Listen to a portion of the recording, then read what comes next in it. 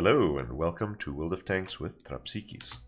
Now, this game starts off as my own, but it's not really about my game. It's about the T28 Aaronatorf. After the game, I asked him to send me the link, and he was kind enough to upload it to What Replays. So, first I want to tell you about my mistake. I had an idea that perhaps World of Tanks would be easy if each person in the team simply eliminated his opposite number. So in my case, that would obviously be the SP1C in the enemy team. If I can eliminate him, maybe I would give an advantage to my team, and if everyone else in my team can do the same, we will win, right? Wrong. This is not a team game, it's a bunch game. It's not a team of 15 people working together and each one eliminating their enemies as appropriate. There's a bunch of 15 people who hardly know or don't know each other at all and hardly have an idea of which kind of tanks to shoot at. So you can't rely on your teammates for anything. Not saying that all teammates are bad, I'm just saying that if you rely on teammates, you'll more likely than not be disappointed. So at this point, we've eliminated one of the scouts. It's safe to assume the other scout, there you see him on the minimap, the T49, is facing off with our T49. So my opposite number is out, and everyone else just has to do their bit now, right? Wrong. I have to keep playing, keep trying to make a difference. And even though I've done what some could argue is my job, it's not enough. You can't rely on the rest of the team to do the same. Right, so now obviously you can notice that we're not attacking the city very hard and we're outnumbered.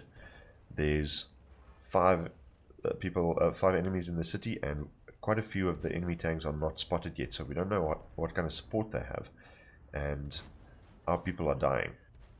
So obviously, as a lightly armored tank with speed, I don't want to be in the front line. I went there only to try to turn those guns away from my friendlies and give them an opportunity to shoot, but I don't want to stand there and take shots. And once again, you'll see I go for the tracking shots to allow my friendlies to do damage, because I know my tank doesn't do very much damage. Accidentally penning there, but that's not too bad. And then I noticed the T28 coming up behind me. So obviously I don't want to stand and face off against this guy, and obviously I missed the tracking shot that would have helped me to perhaps flank him or be a bit more useful for my team. Right, so if you have a look at the minimap and the scores, we're not doing very well, and our T28 is definitely in a very bad situation. We've got 3 tanks facing off against one. The ISU's 4 tanks, sorry. The ISU back there, I don't know if he's doing much. The Waffle Tractor is not really helping, so the T28 for all intents and purposes is alone. And I decide at this point, the moment he's dead, they're going to focus on me, so I need to move and rather regroup, join my allies in the field, and perhaps I can make a difference there, or I can even shoot through and find their artillery and try to eliminate them. And then something odd happens. I notice that the T28, outnumbered as he was, is actually killing everyone. He's survived. I don't know how many hit points he's got left, but he's eliminated almost all of the enemies facing him, and he's in a good spot. He's got walls all around to protect his weak armor, which is the sides and rear, but his frontal armor is very, very good. So as long as he can keep his frontal armor to the enemies, he has a good chance of surviving. So there you see our T28 Aaronatorf. I'll just call him Aaron for brevity's sake. He's eliminated the Pershing as well, so it's not just him against the T28. So he's doing very well. He's actually conquering all of the enemies in town, and he might actually be able to help the rest of us. So I'm going to quickly go to Tanks GG and compare the different tier 8 TDs while I load up his game, and then we can continue the discussion there. So first thing you'll notice is the T28 isn't number 1 on DPM, but it's not far off. and it's got pretty decent penetration, but there's a lot of tier 8 TDs that have better penetration. So it's not the best on penetration, not the best on alpha, not the best on DPM, but it's pretty decent. Where it is the best, however, is on frontal armor. 254 millimeters of frontal armor. That's quite a lot better than any of the others, and the frontal weaknesses of this tank is definitely much less pronounced than the AT-15, which is the second best frontal armor tier 8 TD. So even though it's not got the best DPM or the best penetration, with that kind of armor in the hands of a master, especially on a city map, you can be a very useful asset to your team. Alright, so mobility as well, obviously not very good, as typically is with the very well armored tanks, but again, if you're in a city map, if you use your position wisely, then you will be able to make a big difference for your team. Alright, so let's load up the game from Aaronatorf.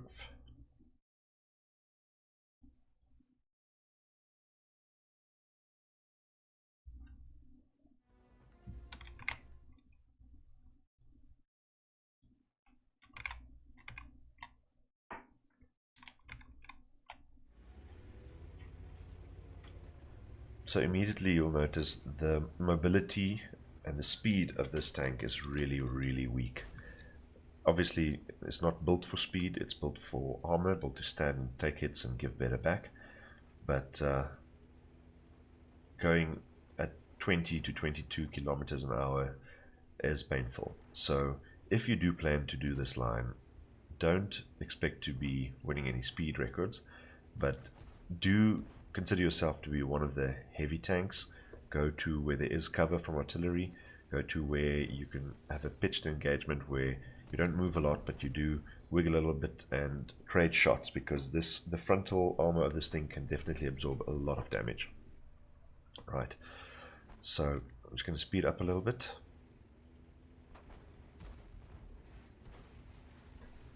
You'll also notice as soon as the T28 gets flanked, you can take a lot of, it's easy for the enemies to damage him, so try to keep your frontal armor to the enemies.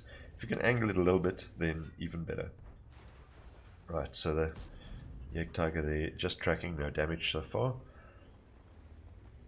And the T28 HCC here, being bottom tier, it's not a great idea for him to push out in front of everyone. So the T28 is obviously trying to convey the message that he should be the front here, because he's got significantly better armor. Right, so the 122-44 smart enough to flank here, because he knows the T28 is most dangerous when you can only see the sharp end. So he's trying to get him to the sides, and the T28 of Aaron is here. You can see he's pinging for help, because he knows the moment he's flanked, he's in a very difficult position. So he falls back, bounces yet another shot, but unfortunately still auto-aimed and hits the wall there. So obviously he should have released auto-aim before firing that shot, and he would have landed it. No problem. The UDES for some reason is ignoring the T28 and trying to eliminate the Centurion 5-1 first. And here the auto-aim actually helped. There was quite a bit of luck that helped Aaron actually eliminate the UDES there. Unfortunately that one doesn't go in, and Aaron now is in a very difficult situation. I'm going to pause here for a second. If you look around, you've got the Pershing there, you've got the T-34 there, you've got the Centurion 7-1 in the back, and you've got the Jägertiger there. So can't go back, has to go forward. And Aaron reads the situation very well and gets himself out of harm's way in the best way possible. He pushes forward. Now the Centurion and the Jägertiger and the Pershing are in positions where they can't shoot him. He eliminates the T-34 and he moves around to point his sharp end at the Pershing again. Pershing wisely hiding himself behind the building there, but the Centurion, probably not paying attention, was kind enough. And this is not the first time you're going to notice people doing something to their own detriment in this game. So the Centurion there was obviously trying to hide from the ISU and exposing his soft rear end to the T-28, and I'm sure Aaron thanked him for that. Now this Pershing is tracked on his left, and on his right. So if Aaron can manage to keep him tracked, he's in for a short game. Short trip back to the garage. Right, so now where it was a short while ago 4 versus 1 in the city, now it's 1 versus 1, and we know that the Jagdtiger's armor and gun isn't quite as good as the T28's, and he's on lower hit points. So Aaron wisely baiting the track there, baiting the shot there into his tracks, so that he doesn't take any damage into his sides. And he wiggles a little bit, noticing the Jagdtiger is not quite ready for a shot, and takes him out. So 4 versus 1 in the city turned in favor of the 1. Very nicely done, Aaron. Now, in the field we're not doing so well, so someone needs to go help us. I'm going to speed up a little bit, because watching the T28 drive around is like watching paint dry. And you'll see that we're not doing all that well. We're losing tanks, we don't have a lot of hit points on the tanks that we do have. And then Aaron arrives. Takes out the 704. Now, pushing into this position, obviously very risky. You've got 2 TDs to your front right, the 2 RTs to your front left, and a couple of medium tanks that you don't know where they are. Fortunately, the large fries there gets eliminated. Now the IKV is behind cover, but it's soft cover. Aaron knows that he can shoot through it, so very wise there. And do be aware of this. There is cover that you can shoot through and cover that you can't. Know the difference, know when you can and when you can't, so that you can have the advantage. If the enemy is trying to scramble to get around the soft cover and you can shoot through it, then you will give yourself a very good advantage. Right, so you notice me pinging the puns in there because he just eliminated an enemy there that was looking the other way, but alright. So the Mutz reversing into the sharp end of the T28, obviously not a very good idea and appropriately punished for that. Now Aaron has to decide, is he going to hunt the GW Panther or the Mutz? Obviously the Mutz is the more dangerous enemy, and you'll notice he's trying to go for the tracking shot there, but unfortunately because of the angle and the Mutz's movement, not quite able to pull it off. And now the Mutz is 1 high roll, but you can't bargain on a high roll. And once again, he reverses into the sharp end, but unfortunately, low roll and is not taken out. Very wisely here, Aaron now rams him, trying to damage the track a little bit. And again, the Mutz driving into the building, not flanking, and allowing Aaron the opportunity of eliminating him. So thank you very much, Mutz. It was very kind of you.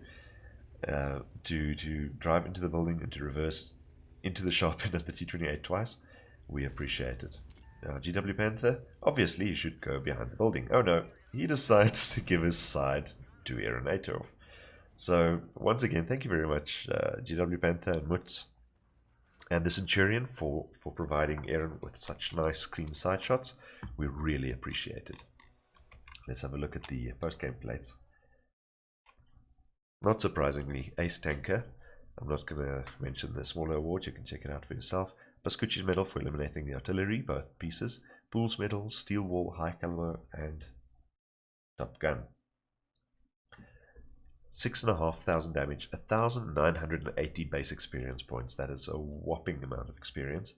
And you'll notice that nobody in our team managed to even do a third the amount of damage that Aaronatorf did. And in the enemy team, there was 2 people who did manage to get barely a third as much damage as he did. So, Aaronatorf, congratulations. Thank you very much for carrying your pants off here. And if you have a look at the 26 rounds fired, 25 hits, that's very good. If you have that percentage of hits, even if you're not hitting the weak spots, you will definitely have a high damage roll. If you look at the amount of damage blocked by armor, 2,530, that's nearly double the hit points of this tank. And if you notice that he was doing a 3 times experience, his total is nearly 6,000 experience for this game. And he did manage, even though he's not running a premium tank, to make a profit of 18,500 credits. Thank you very much for uploading this one, Aaronatorf, and sending me the details. Thank you for carrying our team. Thank you for watching.